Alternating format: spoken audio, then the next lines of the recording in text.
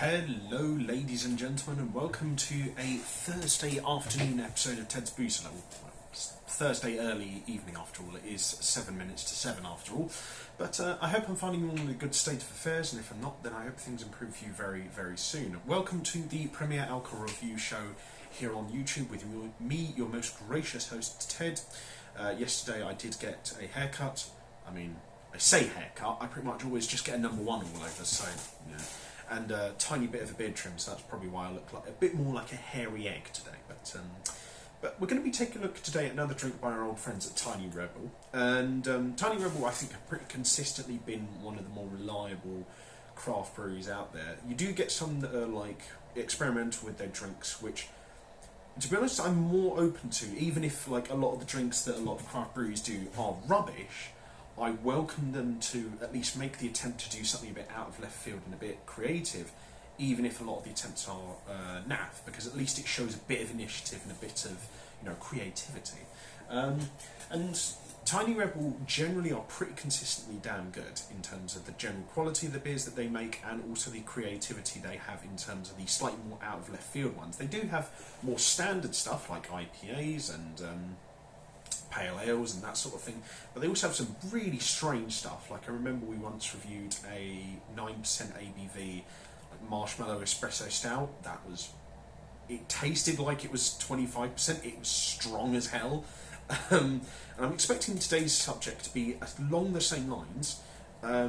This is 11th birthday. It doesn't actually say it on the front of the can, which is quite peculiar, but the name of this drink is 11th birthday.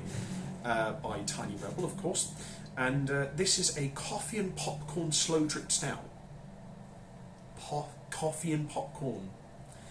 Those aren't two flavours I would commonly associate with one another, but I like coffee and I like popcorn. So it's 10% alcohol volume, and it says on the back here, not enough beer or popcorn in your affogato. Strong coffee and delicious hot and fresh popcorn are mixed in this slow fermented stout.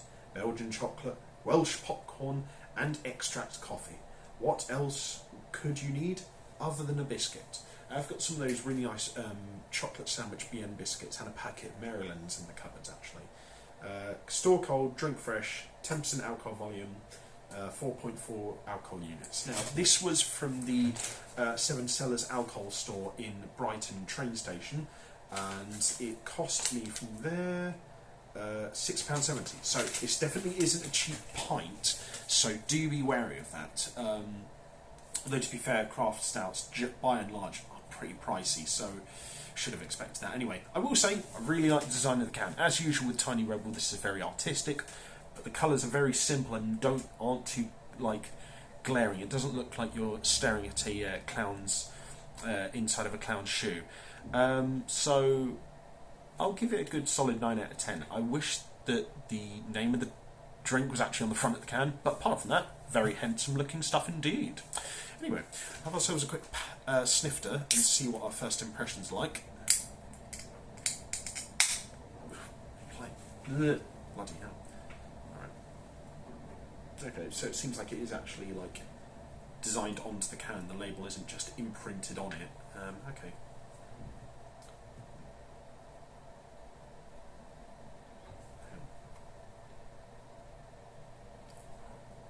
Quite strong as smell, but it kind of just smells like really strong coffee liqueur, really. There's no real sense of chocolate or popcorn. Not that that's necessarily a downside, although I was perhaps expecting some of it. Yeah, no, the overwhelming smell I'm getting is coffee liqueur, but that's really all I can comment on. There's a little bit of a chocolatey vanilla after smell there, but again it's quite understated, and it's not that it's overpowered by the rest of the flavour, but it's just a bit one note really. I'll give the nose a 6 out of 10. It smells nice, but it's definitely quite strong, and I can imagine it putting some people off, so we'll take this with a pinch of salt. I've got to say, it does look like a really nice iced coffee in terms of the actual colour of the drink. Look at that. Yeah, that looks like a really nice yeah, it looks like a cross between a craft version of a Guinness and a iced coffee, so Smells a little bit better out of the can actually, because out of the can it doesn't smell quite as harsh. It's a little bit more mellow. You get a bit more of that chocolate vanilla-y after smell. So out of the can, the nose is probably close to like a 7.5. But anyway, have ourselves a quick palate cleanser of water.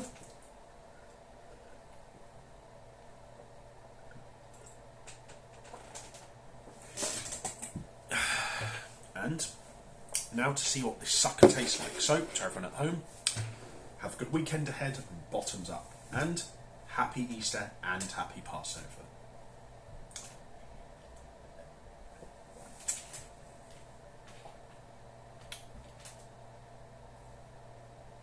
What the is this?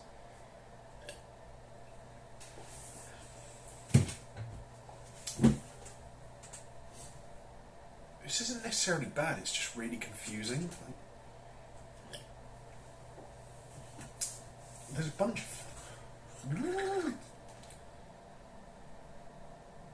of flavours in here that individually are actually quite good, but they don't necessarily mix together that well. It's really strange, I don't know how to describe it. So, first off, the texture is really nice. It's light, but a little bit creamy and very smooth. Texture's absolutely fine. So the initial flavour is like this very strong iced mocha kind of flavour. I don't know where they're coming from with the popcorn flavour, because I can't taste any kind of popcorn at all.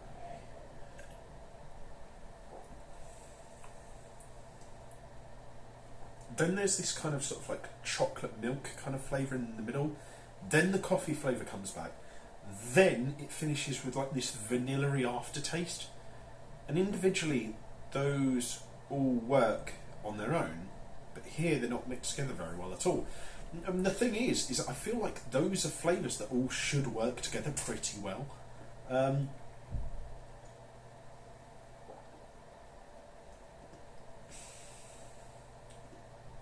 Like I said, it's not necessarily a bad drink, it's just I definitely feel like the harshness of the coffee aspect of it kind of overpowers everything else. I don't know.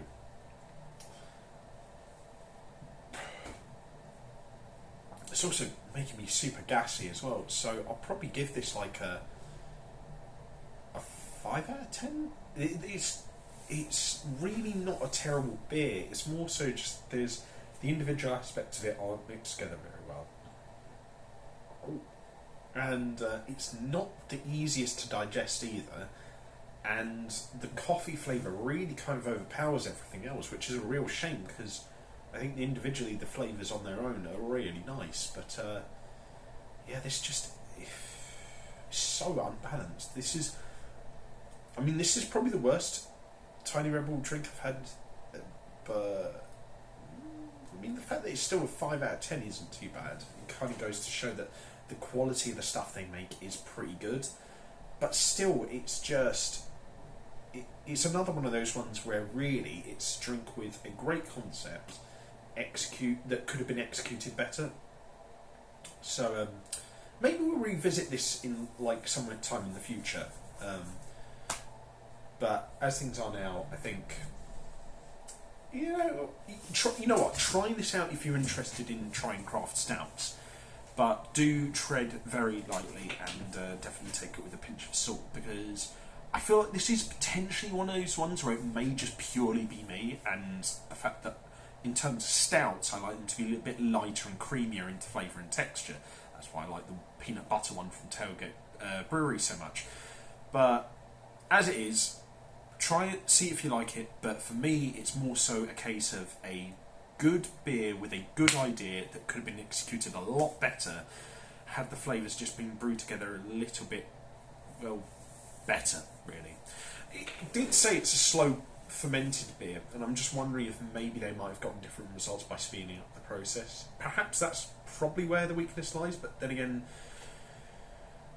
who knows? And obviously I can't, apply the same, theory of, ethics and physics and all that sort of thing from, you know, brewing whiskey to brewing beers, because obviously they're very different. But I do wonder if maybe they'd even benefit from fermenting or brewing it for even longer. Although then again, my favourite kind of whiskey is either 18 or 10-year aged whiskey, not 20. So yeah, I don't know.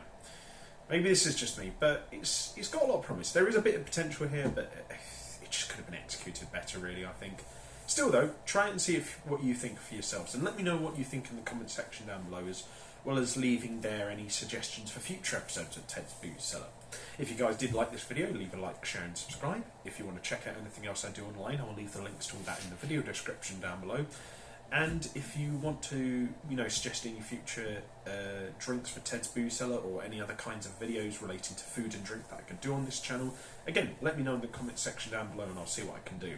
And if someone can advise me on how to rotate the camera around on my Poco X3 so that I can, you know, actually show the writing on the can so you guys can read it on the screen, then please let me know. But until next time, have fun, stay safe for whatever you're doing, don't do anything I wouldn't do, wash your hands, drink responsibly, know your limits, and I'll see you guys at the bar next time on Ted's Booze Cellar.